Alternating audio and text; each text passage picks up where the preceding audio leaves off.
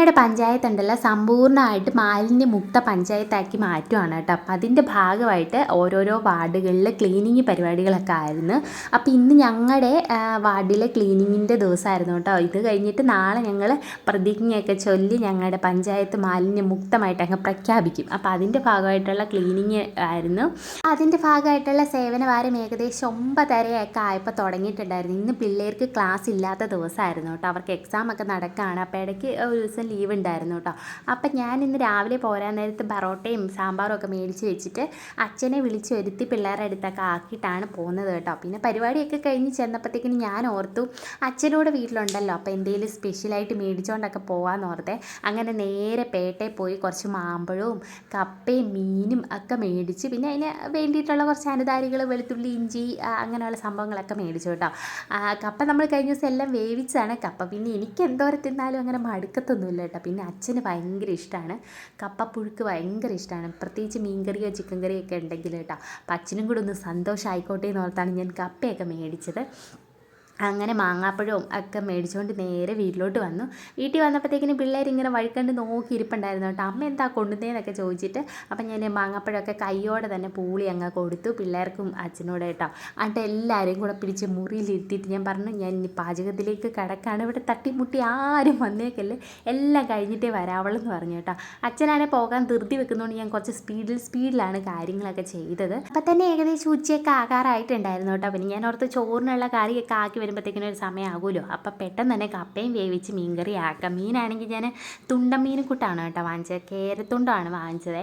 അപ്പോൾ അതാകുമ്പോൾ അധികം വെട്ടിപ്പറക്കി ഇരിക്കാനൊന്നും ഇല്ലല്ലോ, നന്നായിട്ട് ഉപ്പൊക്കെ ഇട്ടൊന്ന് കഴുകി ഇങ്ങ് എടുത്താൽ മതിയല്ലോ എന്ന് വിചാരിച്ചിട്ട്. പിന്നെ വേറൊരു ഗുണമുള്ള എന്നാന്ന് ചോദിച്ചാൽ അവത്തിന്ന് പിന്നെ അധികം പോകാനൊന്നും ഇല്ലല്ലോ, കറക്റ്റ് നമ്മൾ അതേ തൂക്കത്തിലാണല്ലോ വാങ്ങുന്നത്. അങ്ങനെ ഒരു ഗുണവും കൂടെ ഉണ്ട്. കാര്യം നല്ല കുഞ്ഞ് മത്തി കിടപ്പുണ്ടായിരുന്നു.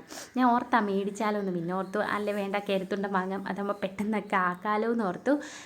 കപ്പ നല്ല സൂപ്പർ കപ്പയായിരുന്നു കേട്ടോ. കപ്പ ഞാൻ നോക്കിയാണ് വാങ്ങിച്ചത്. നല്ല റോസ് കളറിൽ ഇങ്ങനെ തോടായിരിക്കുന്ന കപ്പയാണെങ്കിൽ നല്ല സൂപ്പറായിരിക്കും, വെന്ത് നല്ല പൊടിഞ്ഞ് വരുമെന്ന് ഇങ്ങനെ പറഞ്ഞ് കേട്ടിട്ടുണ്ട് കേട്ടോ. അപ്പോൾ അതുകൊണ്ട് ഞാൻ തപ്പി അത് കൂട്ട് തന്നെ മേടിച്ചുകൊണ്ട് വന്നിട്ടുണ്ട്. ഒത്തിരി ഒന്നും മേടിച്ചില്ല, ആകെ 1 കിലോയെ വാങ്ങിച്ചുള്ളൂ. കാരണം ഞങ്ങൾ മാത്രമേ ഉള്ളല്ലോ. പിന്നെ വേവിച്ച് വെച്ചാൽ ഏട്ടൻ വന്നു കഴിഞ്ഞാൽ വൈകിട്ട് കപ്പയൊന്നും കഴിക്കാൻ സാധ്യതയില്ല. അപ്പോൾ അതുകൊണ്ട് ഞാൻ നമുക്ക് ആവശ്യത്തിനുള്ളത് മാത്രമേ മേടിച്ചുള്ളൂ. അങ്ങനെ കയ്യോടെ ചട പൂക്കുന്ന കപ്പയൊക്കെ തോലൊക്കെ കളഞ്ഞ് റെഡിയാക്കി എടുക്കുന്നുണ്ട്. സ്ഥിരമായിട്ട് നമ്മുടെ വീഡിയോ കാണുന്ന ആരെങ്കിലുമൊക്കെ ഓർക്കുന്നുണ്ടാവും, ഇവർക്ക് മിക്കപ്പോഴും കപ്പപ്പുഴുക്ക് അല്ലെ ചക്കപ്പുഴുക്ക്, കപ്പയും മീനും അല്ലെ ചിക്കനും ഇത് തന്നെയുള്ളൂ എന്ന് ഓർക്കുന്നുണ്ടാവും. പക്ഷേ ഇവിടെ അതേ കെട്ടി വന്ന വീട്ടിലും അതെ എൻ്റെ സ്വന്തം വീട്ടിലും അതെ കപ്പയും ചക്കയൊക്കെ കണ്ടിട്ടുണ്ടെങ്കിലുണ്ടല്ലോ വിടത്തേയില്ല. അങ്ങനെ കുറേ മനുഷ്യന്മാരുള്ള സ്ഥലമാണ്. അങ്ങനെ കഴിച്ച് എനിക്കും അങ്ങനെ ഒരു ത്വരയുണ്ട് കേട്ടോ. പകുതി നമ്മൾ നൂർക്കുന്ന കൂടത്തിൽ ഇങ്ങനെ കൊത്തിപ്പറക്കിയൊക്കെ തിന്നും. അതുകൂടാതെ ഇങ്ങനെ വെന്ത് അരപ്പൊക്കെ ചേർത്ത് വേവിച്ച് വെക്കുമല്ലോ, അതും കഴിഞ്ഞിട്ട് ഔത്തിന്ന് നമ്മളിങ്ങനെ ഇച്ചിരി ഉപ്പ് നോക്കി ഇങ്ങനെ നടക്കൂട്ടോ തിന്നുന്ന സമയം വരെ. ഞാൻ മാത്രമല്ല വീട്ടിൽ പെട്ട എല്ലാവർക്കും ഈ സ്വഭാവമുണ്ട്. അങ്ങനെ വേഗം കപ്പയൊക്കെ നുറുക്കിയത് കഴുകി വാരി എടുക്കുന്നുണ്ട്. 1 കിലോ വാങ്ങിച്ചുള്ളൂ. അപ്പോൾ അതുകൊണ്ട് തന്നെ ഒരു കുഞ്ഞ് ചട്ടിക്കകത്ത് വെക്കാൻ പാകത്തിനുള്ളൂ കേട്ടോ. നമുക്കൊരു നേരം കഴിക്കാനുള്ളതുണ്ട്. അപ്പോൾ അത് ഞാൻ വേഗം നുറുക്കി കഴുകി എടുത്ത് ഊറ്റി വെള്ളമൊക്കെ ആക്കി അടുപ്പയിലൊക്കെ ആക്കി. പിന്നെ അത് കഴിഞ്ഞിട്ട് ഞാൻ കുറച്ച് നേരം വെള്ളത്തിൻ്റെ പുറകെ ഒന്ന് ഓടി. വെള്ളം ഞാൻ മുന്നേ പറഞ്ഞിട്ടുണ്ട്, നമുക്കിങ്ങോട്ട് വെള്ളം അത്രയ്ക്കില്ല. നമ്മൾ സൂക്ഷിച്ചും കണ്ടുമൊക്കെ ഉപയോഗിച്ചില്ലെങ്കിൽ നമ്മൾ വെള്ളം ഇല്ലാതെ നമ്മൾ അടിക്കേണ്ടതായിട്ട് വരും. അപ്പോൾ അതുകൊണ്ട് കുറേ ദിവസമായിട്ട് ഞാൻ തുണി കഴുക്കൊന്നും ഇല്ലായിരുന്നു കേട്ടോ. വെള്ളം വരുന്ന അനുസരിച്ച് അതൊക്കെ കണ്ടു കേട്ടൊക്കെയാണ് തുണിയൊക്കെ കഴുകിക്കൊണ്ടിരുന്നത്.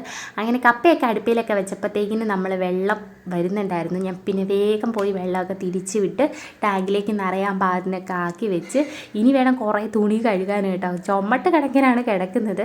വെള്ളം ഉണ്ടെങ്കിൽ മാത്രമേ ഞാനിപ്പോൾ തുണി കഴുകാറുള്ളൂ, ഇല്ലെങ്കിൽ ഞാനിങ്ങനെ അഡ്ജസ്റ്റ് ചെയ്ത് അത്യാവശ്യം വേണ്ടത് മാത്രം കഴുകിയെടുക്കും. അങ്ങനെയൊക്കെ ആയിരുന്നു കേട്ടോ. അങ്ങനെ പിന്നെ വെള്ളമൊക്കെ തിരിച്ച് വിട്ടിട്ട് വന്നിട്ട് വേഗം എന്താ മീനൊക്കെ ഒന്ന് കഴുകി വൃത്തിയാക്കി വേഗം കറിയാക്കാനുള്ള പരിപാടിയിലാണ്. ഞാൻ പറഞ്ഞല്ലോ നമുക്ക് വെട്ടി നല്ല വൃത്തിയായിട്ട് തുണ്ട കഷ്ണമായിട്ട് കിട്ടിയതുകൊണ്ട് വലിയ പണിയൊന്നും ഇല്ലായിരുന്നു. നന്നായിട്ട് ഉപ്പൊക്കെ ഇട്ടൊന്ന് വിരവി കഴുകിയാൽ മതിയായിരുന്നു കേട്ടോ. അങ്ങനെ മീനൊക്കെ വെട്ടിക്കൊണ്ടിരുന്നപ്പോൾ അതാ തൊട്ടപ്പുറത്തെ വീട്ടിൽ നിന്ന് ഒരു പൂച്ച മണം പിടിച്ച് ഇങ്ങ് അറ്റം വരെ എത്തിയിട്ടുണ്ട്. പിന്നെ അതിന് കുറച്ച് മുള്ളും അതൊക്കെ ഒന്ന് പറക്കിയിട്ട് കൊടുത്തു. പക്ഷേ മീനിനൊരു കുഴപ്പമുണ്ടായിരുന്നു, ഞാൻ കണ്ട അത്ര നല്ല മീനല്ലായിരുന്നു കേട്ടോ.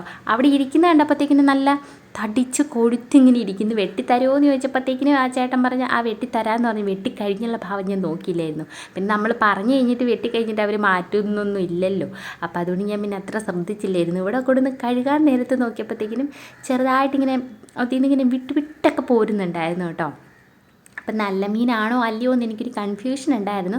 പക്ഷെ ഞാൻ ശ്രദ്ധിച്ചു, ആ മീനെ മുഴുവൻ ഈച്ച അറുക്കുന്നുണ്ടായിരുന്നു. അങ്ങനെയുള്ള മീൻ നല്ല മീനാണെന്നാണല്ലോ പറച്ചിൽ. അപ്പോൾ അതൊക്കെ നോക്കിയാണ് ഞാൻ വാങ്ങിച്ചത്.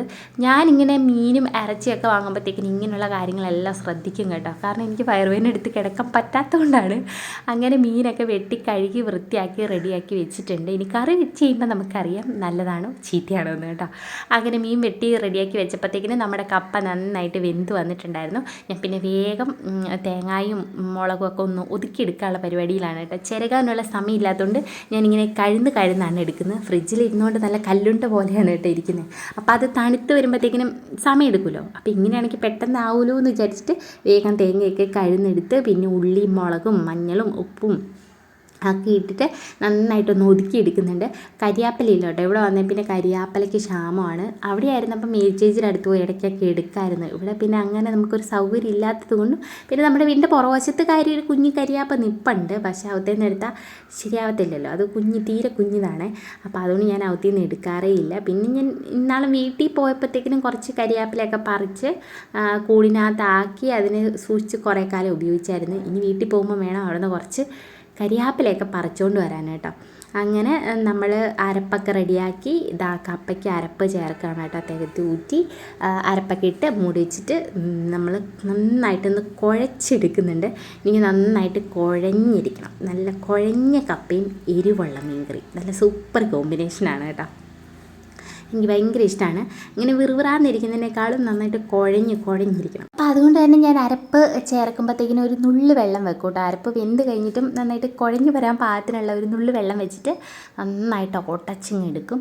എന്നിട്ട് അതിനകത്തേക്ക് നന്നായിട്ട് മീൻകറിയുടെ ചാറങ്ങ് ഒഴിക്കണം. ഹായ് സൂപ്പർ, പറയുമ്പോഴത്തേന് കൊതിയാവുന്നില്ലേ?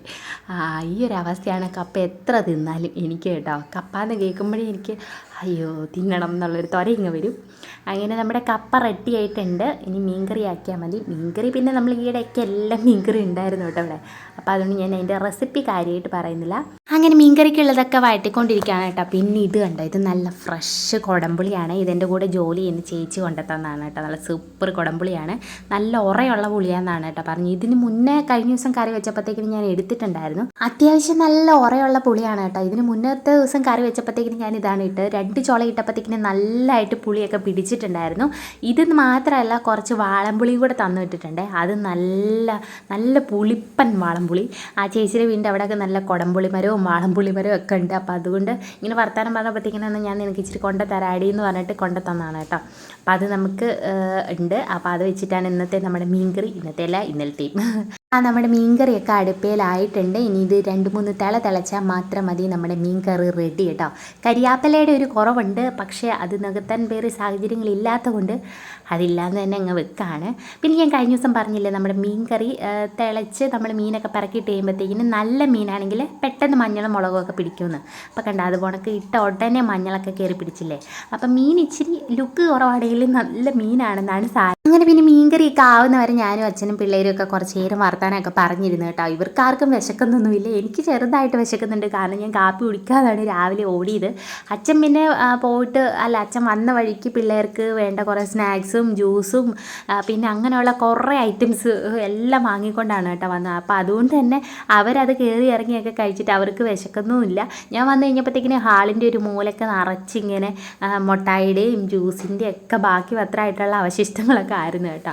അപ്പം ഞങ്ങൾ പിന്നെ ഇങ്ങനെ വർത്താനമൊക്കെ പറഞ്ഞിരിക്കുകയായിരുന്നേ. മഴയ്ക്ക് നല്ല മൂടലുണ്ട്, പെയ്യുമോ ഇല്ലയോ എന്നുള്ളതായിരുന്നു ഞങ്ങളുടെ മെയിൻ ചർച്ചാ വിഷയം. ഇന്നലെയൊക്കെ നല്ല മഴയായിരുന്നു കേട്ടോ ഉച്ചകഴിഞ്ഞ്. ഇപ്പോൾ ഉച്ചകഴിഞ്ഞ് നല്ല മഴക്കാരും മഴയൊക്കെ പെയ്യുന്നുണ്ട്.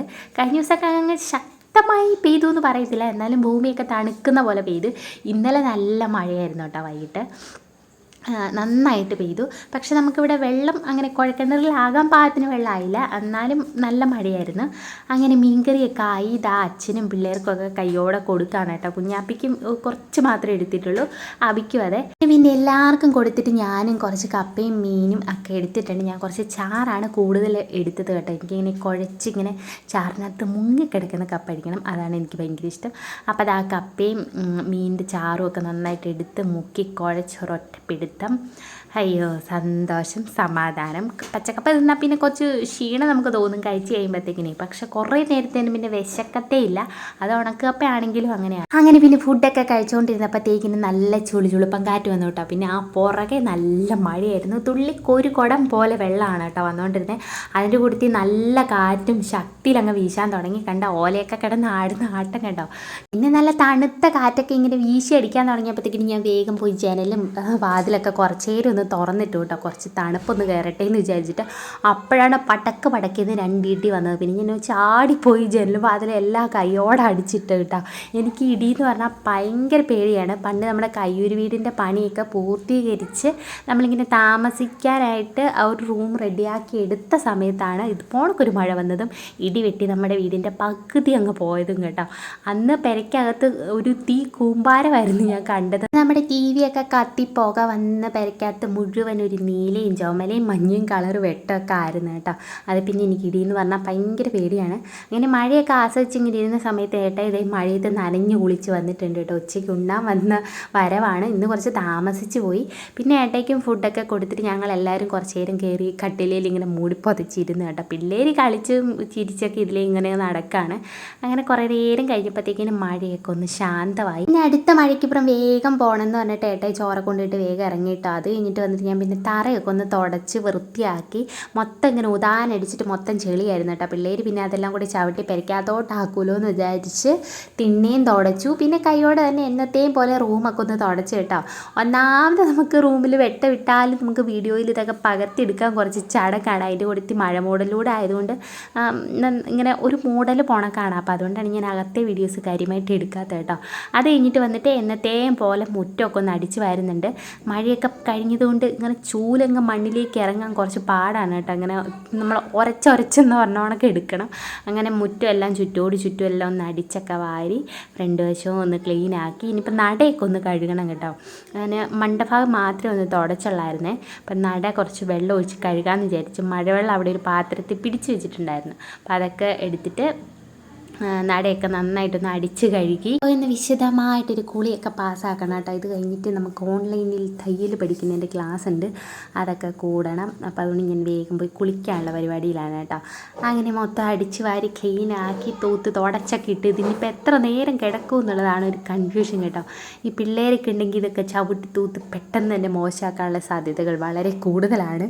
അത് കഴിഞ്ഞിട്ട് ഞാൻ വേഗം പോയി ഒന്ന് കുളിച്ചു കേട്ടോ. ഇനിയിപ്പം നമുക്ക് വൈകിട്ടത്തേന് ചോറിരിപ്പുണ്ട്. നമ്മൾ ഉച്ചയ്ക്ക് ചോറുണ്ടില്ലല്ലോ, പിന്നെ എന്തെങ്കിലും ഒരു തോരനോ മെഴുക്കുരട്ടി എന്തെങ്കിലും വെക്കാമെന്ന് വിചാരിച്ച് ഞാൻ രാവിലെ പയറ് വെള്ളത്തിൽ ഇട്ടിട്ടാണ് പോയത്. അതേപടി ഇങ്ങനെ ഇരിക്കുകയാണ് കേട്ടോ കുതിർന്ന്. അപ്പം ഇനി അത് തോരനോ മെഴുക്കുരട്ടിയോ എന്തെങ്കിലുമൊക്കെ ആക്കണം. സമയം പോലെ ഞാനിപ്പോൾ ക്ലാസ്സിനകത്തേക്ക് പതുക്കെ കിടക്കുകയാണ് കേട്ടോ. തയ്യലിൻ്റെ അപ്ഡേഷൻ ആദ്യമൊക്കെ കുറേ പേര് ചോദിച്ചിട്ടുണ്ടായിരുന്നു. ഞാനത് ശരിക്കും പഠിച്ചിട്ട് ഒരു ദിവസം ഒരെണ്ണം സ്റ്റിച്ച് ചെയ്ത് കാണിക്കാം. അന്നേരപ്പം ഞാൻ ഇതിൻ്റെ അപ്ഡേഷൻസ് ഇനി കൊടുക്കുന്നുള്ളൂ കേട്ടോ. അങ്ങനെ ക്ലാസ്സൊക്കെ കൂടി അതൊക്കെ കഴിഞ്ഞിട്ട് വന്നിട്ട് ഇന്നത്തെ പരിപാടി ഇതാണ്, നെയിൽ പോളിഷ് ഇടുക എന്നുള്ളതായിരുന്നു കേട്ടോ. ഞാനിത് ഇന്ന് മേടിച്ചാണ്. കഴിഞ്ഞ ദിവസം ഒരു റെഡും പിന്നെ ഒരു മെറൂൺ കളറും മേടിച്ചിട്ടുണ്ടായിരുന്നേ. അത് ഞാൻ അലമാരിയുടെ പൊക്കത്ത് വെച്ചാണ്. എങ്ങനെയാണ് ഇവന്മാരത് എടുത്തതെന്നുള്ളത് എനിക്കിപ്പോഴും പിടികിട്ടിയിട്ടില്ല കേട്ടോ. അലമാരിയുടെ ആ കള്ളിയെ കൂടെ ചവിട്ടി കയറിയെങ്ങാണ്ട് എടുത്തത്. അതെടുത്ത് ഇവന്മാരത് മൊത്തം നാശാക്കി കളഞ്ഞോട്ടെ. ചെരുപ്പേലൊക്കെ അടിച്ചങ്ങ് തീർത്ത്. അപ്പം ഞാനിന്ന് പുതിയതൊരെണ്ണം വാങ്ങിച്ചാണ്. എനിക്ക് ഈ കളർ ഭയങ്കരമായിട്ട് ഇഷ്ടപ്പെട്ട്. ഞാൻ അങ്ങനെ നഖം നീട്ടാത്ത ഒരാളാണ്, പക്ഷേ ഇപ്പം ഇങ്ങനെ തുണിയൊക്കെ മടക്കി അടിക്കുമ്പോഴത്തേക്കിന് ഇച്ചിരി നഖം ഉണ്ടെങ്കിൽ നമുക്കിങ്ങനെ തുണിയൊക്കെ ഇങ്ങനെ വലിച്ചു വിടാനൊക്കെ ഒരു എളുപ്പം കിട്ടുമല്ലോ. അപ്പോൾ അതുകൊണ്ട് കുറച്ച് നഖം ഒന്ന് നീട്ടിയതാണ് കേട്ടോ. അത് കഴിഞ്ഞ് പിന്നെ നെയിൽ പോളിഷൊക്കെ ഇട്ട് കുറച്ച് നേരം ഇരുന്നിട്ട് നമ്മുടെ പയറ് കഴുകി വൃത്തിയാക്കി കുക്കറിലാക്കി ഉപ്പൊക്കെ ഇട്ട് റെഡിയാക്കി വേകാൻ വേണ്ടി വെച്ചിട്ടുണ്ട്. പിന്നെ വന്നിട്ട് എനിക്ക് 1-2 ടോപ്പൊക്കെ ഒന്ന് ഷേപ്പ് ചെയ്യാനുണ്ടായിരുന്നേ. ഇത് ഈയിടെ പുതിയതായിട്ട് ഞാൻ എടുത്താണ്. ഇന്ന് ഈ പോക്കല്ലേ, അപ്പം എന്തായാലും നല്ല 2-3 ജോഡി ഡ്രസ്സ് വേണമല്ലോ എന്ന് വിചാരിച്ചിട്ട് ഈയിടെ എടുത്താണ്. പേട്ടയിൽ താരകയെന്നാണ് ഞാൻ മിക്കപ്പോഴും എടുക്കുന്നത് കേട്ടോ. നമ്മുടെ ബസ് സ്റ്റാൻഡിൻ്റെ അവിടെയുള്ള അവിടെ നിന്ന് ഞാൻ എടുത്താണ്. 480 രൂപയായി ഒരെണ്ണത്തിന് 600 സംതിങ് അടുത്തായിട്ടുണ്ട് കേട്ടോ. കൃത്യം ഞാൻ ഓർക്കുന്നില്ല. പക്ഷേ എനിക്കിത് ഇതിനകത്തിനി ഒന്നും ചെയ്യാനില്ല. നമുക്ക് ഇനി ഇതിൻ്റെ മേലെ പൈസയൊന്നും കളയേണ്ട ആവശ്യമില്ല കേട്ടോ. കൈക്ക് മാത്രം കുറച്ചൊന്ന് വണ്ണക്കൂടുതൽ പോലെ എനിക്ക് തോന്നി. പിന്നെ അത് ഞാൻ കൈയോടെ തന്നെ ഷേപ്പ് ചെയ്തെടുത്തിട്ടുണ്ട്. തുണിയാണ് നമ്മുടെ വിചിത്ര സിൽക്സിൻ്റെ ആയിരുന്നു ഒരെണ്ണം ഫ്ലോറൽ പ്രിൻ്റ് ഉള്ളത്. അതിൻ്റെ മെറ്റീരിയൽ എന്താണെന്ന് എനിക്ക് പറഞ്ഞുതരാൻ അറിയത്തില്ല. പക്ഷേ 2 ടോപ്പ് എനിക്ക് നന്നായിട്ട് ഇഷ്ടപ്പെട്ട്. പിന്നെ ഇതിനകത്ത് വേറെ ഇനി പണിയാനൊന്നും കൊടുക്കാനില്ലാത്തതുകൊണ്ട് നമുക്ക് പൈസ നഷ്ടമില്ല കേട്ടോ. 450 രൂപയ്ക്ക് നല്ല വർത്താണ്. സ്റ്റിച്ചിങ് ഒക്കെ അടിപൊളിയായിട്ട് നല്ല ഉറപ്പുള്ള സ്റ്റിച്ചിങ് ആണ് കേട്ടോ. 1 സ്റ്റിച്ചിങ് ഒന്നുമല്ല, 2 സ്റ്റിച്ചിങ് ഇട്ടിട്ടുള്ള നല്ല മെറ്റീരിയലും ഡ്രസ്സും ഇട്ടാലും നല്ല കംഫർട്ടബിളാണ്. 40 സൈസിൽ എനിക്ക് കൃത്യമായിരുന്നു കേട്ടോ. ഇതൊന്നും ചെയ്യല്ല, കൈ മാത്രം ഒന്ന് ഷേപ്പ് അടിച്ചാൽ മതിയായിരുന്നു. ഇതെനിക്ക് ഭയങ്കരമായിട്ട് ഇഷ്ടപ്പെട്ടു. ഇതിങ്ങനെ കാണുമ്പോൾ അതിൻ്റെ ഭംഗി അറിയത്തില്ല. ഞാനൊരു ദിവസം ഇങ്ങനെ വെട്ടത്തല്ലാണ്ട് ഇട്ടിട്ട് കാണിക്കാം കേട്ടോ. അങ്ങനെ പിന്നെ ടോപ്പൊക്കെ അടിച്ച് കഴിഞ്ഞപ്പോഴത്തേക്കിന് ഏട്ടാ ഡ്യൂട്ടിയൊക്കെ കഴിഞ്ഞ് വന്നിട്ടുണ്ട്. ഇനിയിപ്പം താഴത്തെ കടയിൽ പോയി ഒരു ബെഡ്ഷീറ്റ് വാങ്ങാൻ വേണ്ടിയിട്ട് പോവുകയാണേ. അത് മേടിച്ചുകൊണ്ട് വന്നിട്ട് കുറച്ച് മാങ്ങ ഇരിപ്പുണ്ട്, അതൊന്ന് അച്ചാറൊക്കെ ഇടണം. അപ്പോൾ ഇത്രയൊക്കെ ഉള്ളൂ ഇന്നത്തെ നമ്മുടെ വിശേഷങ്ങൾ. മറ്റൊരു വീഡിയോയുമായിട്ട് വീണ്ടും കാണാതെ വരെ എല്ലാ കൂട്ടുകാർക്കും ബൈ.